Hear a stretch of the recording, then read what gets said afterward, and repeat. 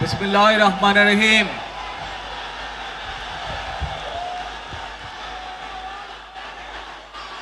প্রিয় বাংলাদেশ, বিসমিল্লাহির রহমানির রহিম। প্রিয় মুরব্বিবর্গ, মঞ্চে উপস্থিত জাতীয় নেতৃবৃন্দ, প্রিয় বাংলাদেশ, আমার সামনে উপস্থিত প্রিয় ভাই ও বোনেরা, উপস্থিত এবং মিডিয়ার মাধ্যমে মুরব্বিবর্গ বাংলাদেশ থেকে যারা উপস্থিত জাতীয় নেতৃবৃন্দ, ভাই বোনেরা, আমার সামনে উপস্থিত আসসালামু আলাইকুম ভাই ও বোনেরা এবং মিডিয়ার মাধ্যমে সমগ্র বাংলাদেশ থেকে যারা দেখছেন এই অনুষ্ঠান, আজ প্রথমেই আমি ভাই বোনেরা রব্বুল আলামিনের দরবারে আসসালামু আলাইকুম হাজারো লক্ষ কোটি শুকরিয়া জানাতে চাই।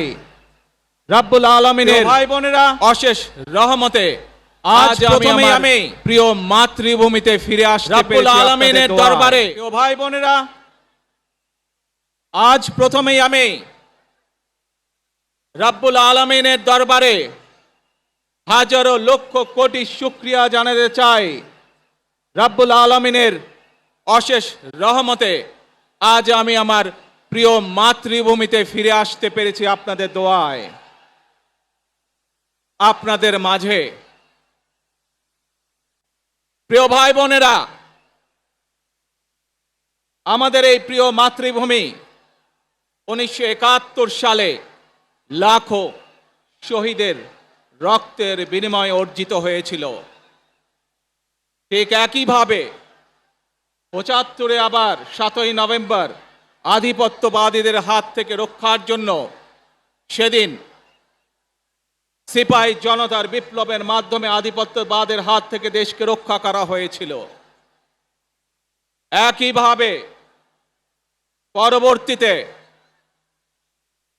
90-এ স্বৈরাচারের বিরুদ্ধে এদেশের জনগণ, এদেশের খেটে খাওয়া মানুষ তাদের গণতান্ত্রিক অধিকারকে ছিনিয়ে এনেছিল, কিন্তু তারপরেও ষড়যন্ত্রকারীদের ষড়যন্ত্র থেমে থাকেনি।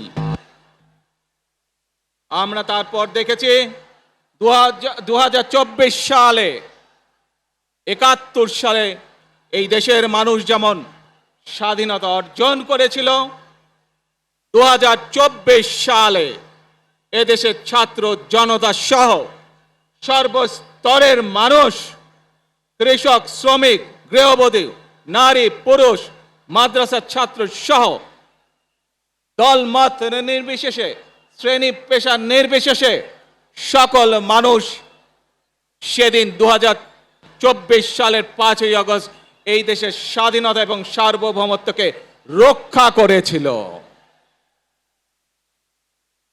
প্রিয় ভাই বোনেরা, আজ বাংলাদেশের মানুষ কথা বলার অধিকার ফিরে পেতে চায়, তারা তাদের গণতান্ত্রিক অধিকার ফিরে পেতে চায়। বাংলাদেশের মানুষ চায় তারা তাদের যোগ্যতা অনুযায়ী ন্যায্য অধিকার পাবে।